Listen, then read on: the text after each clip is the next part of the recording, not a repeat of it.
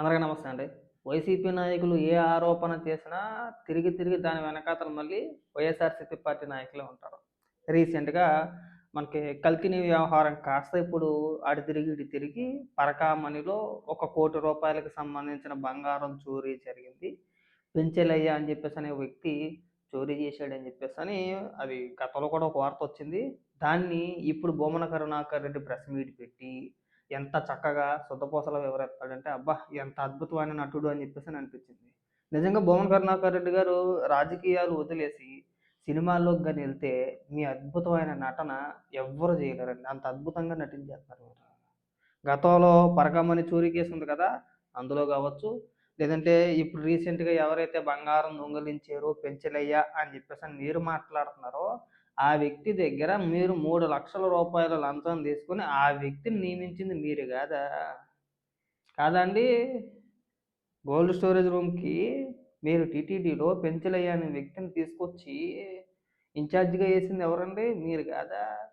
పైగా ఇక్కడికొచ్చి అగో పెంచలయ్య దొంగతనం చేసాడు. దీని వెనకాతల ఎవరున్నారా అని చెప్పేసని సుధుపసం మాటలా.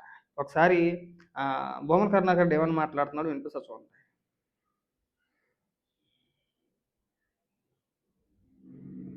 చేసినాడు. చోరీకి పాల్పడ్డ పెంచులయ్య 24 క్యారెట్ల గోల్డ్ లాంటి దొంగ, మామూలు దొంగ కూడా. ఎందుకంటే అతను 24 సార్లు బంగారు దొంగతనాలను చేసినాడు. పెంచులయ్య వెనక అనే చిన్న చేప వెనక ఉన్న తిమింగళాలు ఏవి? రుకో జరా సబర్ గురు.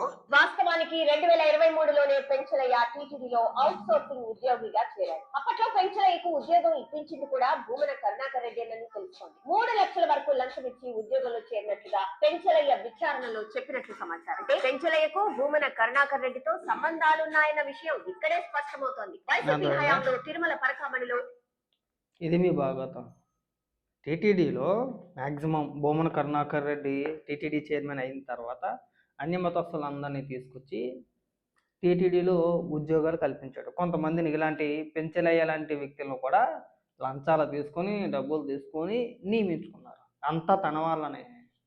ఏదో రకంగా టీటీడీని అప్రతిష్ట పాలు చేయాలి.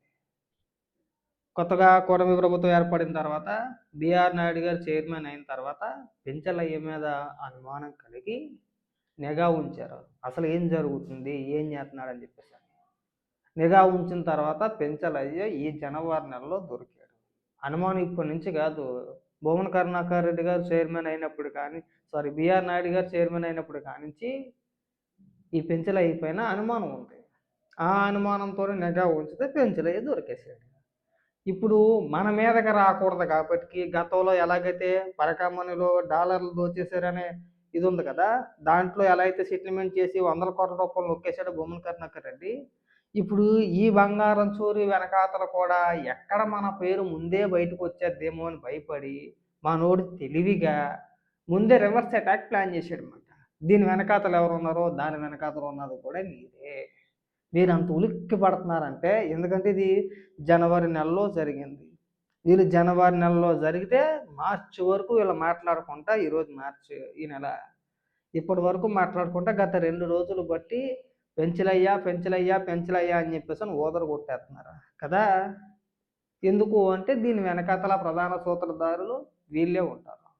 అందుకు వీళ్ళ భయం. ఎవడో నమ్ముతాడంటే ఇప్పుడు కల్తీ నెయ్యి కాంచి స్టార్ట్ చేశారు.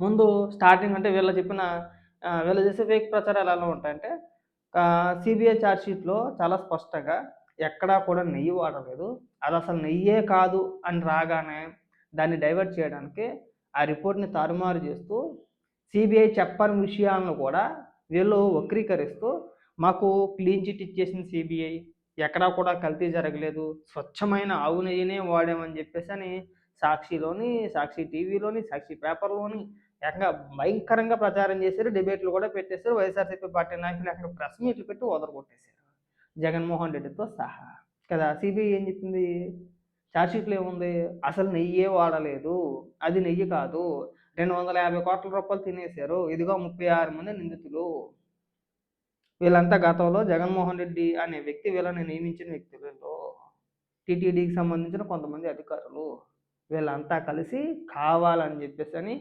దేవుడి సొమ్ముని తినేశారు అని చెప్పేసి అని ఆ ఛార్జ్ షీట్లో చాలా క్లియర్గా ఉంటాయి. దాన్ని పక్కన పెట్టడానికి కాసేపు అంబటి రాంబాబు లాంటి వ్యక్తుల చేత బూతులు తిట్టించడం, ఆ తర్వాత హెరిటేజు ఇందాపూర్ అని చెప్పేసి అని డ్రామాలు ఆడడం, ఆ తర్వాత బొమ్మన కరుణాకర్ రెడ్డి బయటకు వచ్చి నానా రభస చేయడం, తర్వాత బిఆర్ నాయుడు గారి ఫేక్ వీడియోలు తీసుకొచ్చి ఇదిగో ఇలా చేస్తారా అని చెప్పేసి ఒక కొత్త డ్రామా ఆడడం, అది కూడా నమ్మకపోయేసరికి ఇవాళ పెంచలయ్యా అని చెప్పేసి అని మళ్ళీ ఒక కొత్త స్టోరీని అల్లుకొస్తున్నారు. నిజంగా మీ డ్రామాలకి మీ తెలివితేటలకి మీరంతా సినిమాల్లో కానీ ఉంటే మన రాష్ట్ర పేరుని ఎక్కడికో తీసుకెళ్ళిపోతుంది. రాజకీయాల్లో ఉన్నారు కానీ నిజంగా మీరంతా కూడా సినిమా యాక్టర్లు అవ్వాల్సిన వ్యక్తులు. ఒక మాట మీద నిలబడరు, ఒక నిదానంగా అంటే ఒక చెప్పిన అంశం గురించి కరెక్ట్గా మాట్లాడితే ఒక 4 రోజుల నుంచి ఎక్కువగా డిబేట్ చేయలేని పరిస్థితి. చేయలేరు. ఎందుకంటే టీటీడీని భ్రష్టు పట్టించేసిన వ్యక్తి ఎవడన్నా ఉన్నాడంటే బొమ్మన కరుణాకర్ రెడ్డి. బొమ్మన కరుణాకర్ రెడ్డి ఒక అన్యమతస్తుడు. ఎందుకు చెప్పలేకపోతున్నారు మీరు ఓపెన్గా? మన ఇదే అంశం గురించి మాట్లాడితే అచ్చెన్నాయుడు గారు మాట్లాడితే పెద్ద రభస చేశారు కదా, మరి మీరు ఎలా నిందింటారు? ఇప్పుడు మాట్లాడితేనే తిరుమల కొండ మీద మాంసాహారం తిన్నారు, బిర్యానీలు తిన్నారు, లేదంటే రకరకాల ఇది మత ప్రచారాలు జరుగుతున్నాయని చెప్పేసి మాట్లాడుకుంటూ వచ్చే మీరు వాళ్ళని నియమించింది ఎవరండి? బొమ్మన కరుణాకర్ రెడ్డి కదా. టీటీడీలో అన్య మతస్థులు నియమించిన వ్యక్తి ఎవరు? బొమ్మన కరుణాకర్ రెడ్డి. టీటీడీని భ్రష్టు పట్టించిన వ్యక్తి ఎవరు? బొమ్మన కరుణాకర్ రెడ్డి. భగవద్గీత పుస్తకాలని పేరు చెప్పి దాదాపు 50 కోట్ల రూపాయలు ఖర్చు పెట్టి ఏం చేసాడండి? బొమ్మన కరుణాకర్ రెడ్డి గురించి రాసుకుంటాడా? బొమ్మన కరుణాకర్ రెడ్డి పేర్లు వేసుకుంటారా? ఎక్కడన్నా ఉందా? టీటీడీ ముద్రించిన వీళ్ళు చెప్పుకొచ్చిన 26 పేజీల భగవద్గీత పుస్తకం ఏదైతే ఉందో దాంట్లో వీళ్ళ పేర్లు ఎందుకండి? వీళ్ళ సొమ్ము ఏమైనా ఖర్చు పెట్టి ఏమైనా వేసారా? ఏం చెప్పాలనుకున్నారు? 26 పేజీలు 20 పేజీలు భగవద్గీత పుస్తకం ఏంట్రా నాయన? 958 పేజీలు ఉంటుంది. దాన్ని మీరు కుదించేసి 16 పేజీలు అంటే అందరికీ అర్థమయ్యే విధంగా ఒక్కో పుస్తకం విలువ ఎంత పడిందండి? తక్కువ లెక్కతో 100 రూపాయలు పడింది. దానికి సమాధానాలు లేవు. ఇక్కడికి వచ్చి అడ్డగోలు వాదన. సాక్షిలో రాత్రి దీని గురించే డిబేట్ పెట్టేశారు. డిబేట్లు పెట్టడం వల్ల ఉపయోగం లేదు. నిజంగా మీకు ప్రశ్నించాలి అనుకుంటే అసెంబ్లీకి వెళ్ళి అసెంబ్లీలో ఇప్పుడు మీరు బయట ఏదైతే ప్రచారం చేస్తున్నారో వీటన్నిటి గురించి కూడా అసెంబ్లీలో బ్రహ్మాండంగా మాట్లాడచ్చు, నష్టం ఏమీ లేదు. అసెంబ్లీలో మాట్లాడుకుంటా అసెంబ్లీకి వెళ్ళకుండా ఇక్కడ కూర్చొని పిచ్చ పేలాపన మీకు మాకు పెద్ద తేడా ఏం అనిపించట్లా. ప్రెస్ మీట్లు పెట్టి పెద్ద పెద్ద కేకలేస్తే అయిపోద్దా అండి? ప్రెస్ మీట్ పెడితే అయిపోద్దా? నిరూపించండి ఆధారాలతోటి. మీకు పెంచలేకే సంబంధం లేదా? సంబంధం ఉంది కాబట్టికే ముందుగానే మేలుకొని మీరు తెలివితేటలు అన్నమాట, అతి తెలివితేటలు. మీ తెలివంతా ప్రదర్శించేసి ఇక్కడ మన పేర్లు బయటికి రాకుండా మనమే రివర్స్ అటాక్ చేస్తే ప్రజలందరూ కూడా డైవర్ట్ అయిపోతారులే, మనం సేఫ్ అయిపోవచ్చులే అని చెప్పేసి ఒక పిచ్చి ఆలోచన. త్వరలో అన్ని బయటకు వస్తే కంగారు పడమాక.